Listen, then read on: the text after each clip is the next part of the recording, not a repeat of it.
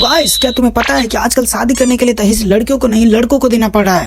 सही है, हो जाएगी। बस हमारे साइड से तुम्हें कोई डाउरी नहीं मिलेगी और तुम्हारे पास एक बुगाटी, एक प्राइवेट जेट और 300-400 करोड़ की प्रॉपर्टी होनी चाहिए। और कंडीशन ये है कि तुम्हारी जो भी प्रॉपर्टी है पहले तुम मेरा नाम साइन करोगे, उसके बाद ही हम इस स्टेप के लिए प्रोसीड करेंगे। और तुम्हारी जानकारी के लिए मैं बता दूं कि 300-400 करोड़ में तुम्हारे से सुंदर सुंदर अप्सराओं के देश बसाए जा सकते हैं। 6000 में तो रशियन आ जाएगी। नहीं, बात सही है तुम्हारी, रशियन आ तो जाएगी, पर एक बात बताओ, हम इंडियन लड़कियों में कमी क्या है?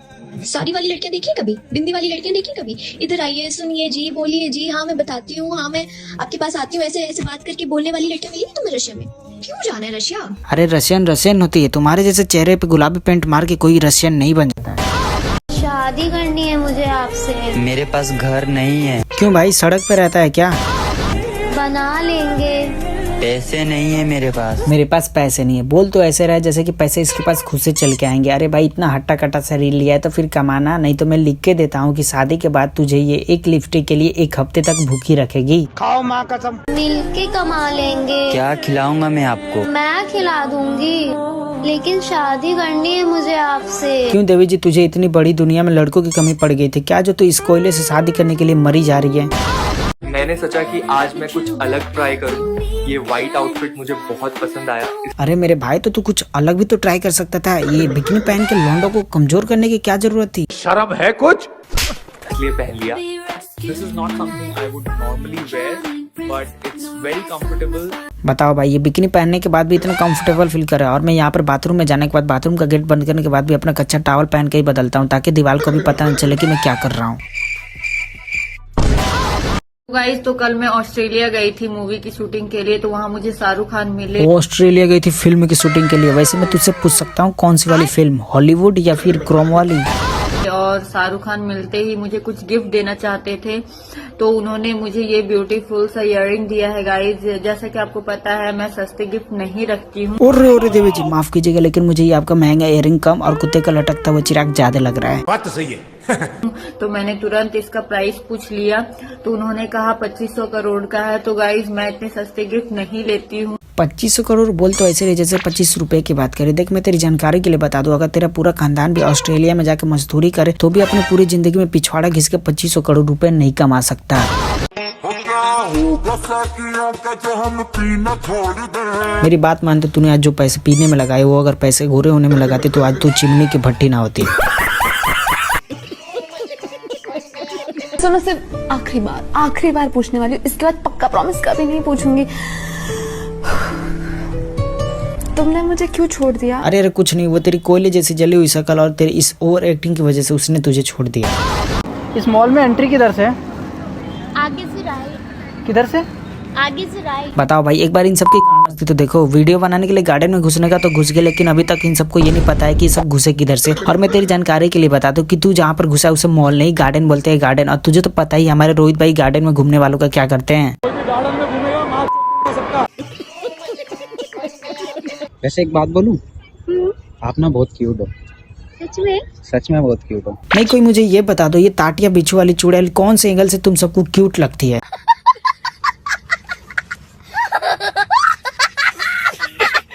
तो दोस्तों, मेरी बच्ची सफीना, आज मैं अपनी बच्ची को चॉकलेट खवाऊंगी। चॉकलेट खाओगे बाबू? देख मेरी माँ, तो तू अपने बाबू को चॉकलेट के साथ साथ हॉर्लिक्स और कॉम्प्लेन भी पिला, क्योंकि इतनी छोटी उम्र में इसकी जवानी कुछ ज्यादा ही उबाल मार रही है। और तेरी जानकारी के लिए मैं बता दूं कि इतनी छोटी उम्र में ये 10-10 बॉयफ्रेंड रख के घूम रही है। चलो दोस्तों, बताओ, मेरी बच्ची मेरे फेस पे है ना? तेरे और इसके फेस को मिलाने के बाद मुझे ये पता चला है कि ये तेरे फेस से तो एकदम मैच नहीं करती है। क्या मतलब कि ये अपने मामा के फेस से मैच करती है? समझ रहे हो ना? अगर हिंदू होने के लिए मुसलमान से नफरत करना पड़े तो माफ करना, तुम हिंदू नहीं बीजेपी के पाले गए कुत्ते हो। चलो भाई, हम ये भी मान लेते हैं कि हम बीजेपी के पाले गए कुत्ते हैं, लेकिन अगर तुम एक हिंदू हो के सनातन धर्म का विरोध करती हो तो तुम यादव नहीं, अधमुल्ला हो, अधमुल्ला। इंस्टाग्राम पर ये लोग मुस्लिम को गाली दे रहे हैं और इनकी बहन को मुस्लिम ही पसंद आ रहा है। अंधभक्तों का नया चीजा देखना चाहोगे आप लोग? अगर अखिलेश यादव और टुनटुन यादव, केसारी यादव को गाली देने के बजाय अपनी बहन बेटियों पे ध्यान देते ना, तो आज ये दिन नहीं देखना पड़ता। अरे बहन, जब तुझे इतनी दिक्कत है सनातन धर्म से, तो फिर जाना अपना ले इस्लाम धर्म। और हाँ, शादी के बाद अपने भाई के बारे में अपने बच्चों को ये भी बताना कि बेटा यही तुम्हारे मामू है और यही तुम्हारे अब्बू हैं। आंसू पोंछने वाले तो बहुत मिल जाते हैं, लेकिन नाक का क्या? क्या नाक पोंछने वाला मुझे मिल पाएगा? अरे नाक पोछने वाला लेकर क्या करेगी? मेरी बात मान, तो अपने नाक में रुई लगा और इस धरती को अलविदा कर दे। नहीं मतलब कल को अगर इनका पिछवाड़ा बहने लगेगा तो कल को तो ये भी बोलेंगे कि मुझे पिछवाड़ा पूछने वाला चाहिए।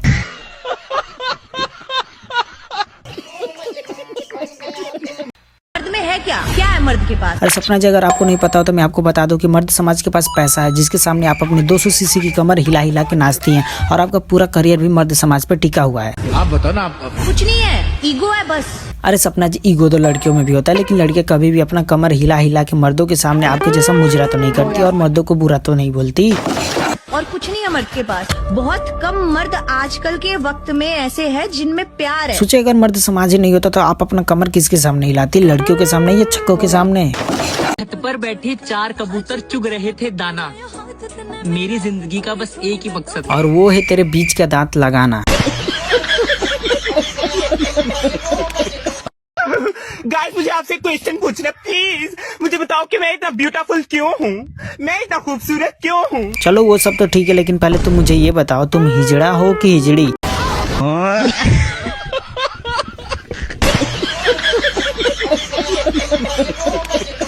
ये मैं हूँ, ये मेरा दूल्हा है। अरे मेरी प्यारी भाभी जी, वो आपका दूल्हा नहीं, वो जला हुआ चूल्हा है, चूल्हा। कि एक लड़की मुझे कमेंट कर रही है तो मैं तुझे बता दूं कि होगा तुझे अपनी खूबसूरती पे घमंड।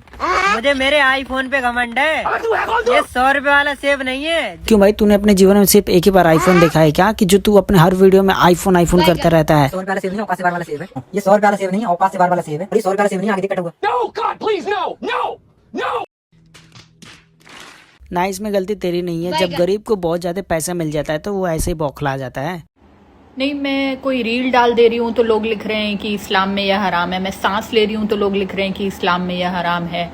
मैं कोई स्पोर्ट्स खेलने चली जा रही हूँ तो लोग लिख रहे हैं कि इस्लाम में यह हराम है। अरे मत्ती मारी गई उसकी जिसने इस्लाम धर्म में जन्म लिया। और मेरा मानना यह है कि तूने इस्लाम धर्म में जन्म लेके ही बहुत बड़ा हराम किया है, क्योंकि भाई इस्लाम धर्म में अब्बू जान और भाई जान कब जान बन जाता है किसी को घंटा पता नहीं चलता है।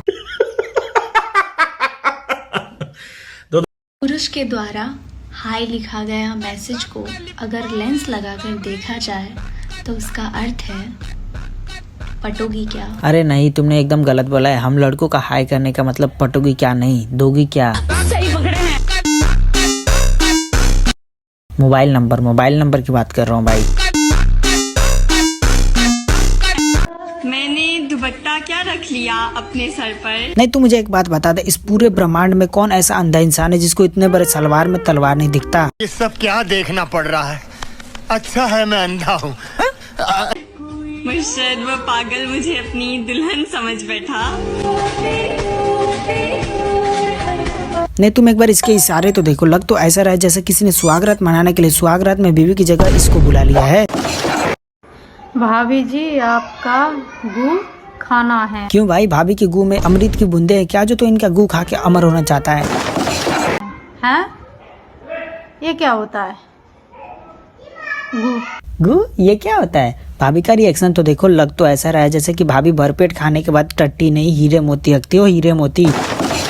मेरा लड़कों से क्वेश्चन है कि अगर कोई लड़का किसी लड़की को लाइक करता है तो उस लड़की को पता कैसे चलेगा? OTP आता है जी, OTP 12 अंक का OTP आता है। उसको वेरीफाई करने के बाद हमको पता चलता है कि वो लड़की हमको लाइक कर रही है। छत पर बैठे 4 कबूतर चुग रहे थे दाना। मेरी जिंदगी का बस एक ही मकसद, और वो है तेरे बीच का दांत लगाना। गाइस, मुझे आपसे क्वेश्चन पूछना प्लीज। मुझे बताओ कि मैं इतना ब्यूटीफुल क्यों हूँ, मैं इतना खूबसूरत क्यों हूँ? चलो वो सब तो ठीक है, लेकिन पहले तुम मुझे ये बताओ, तुम हिजड़ा हो कि हिजड़ी?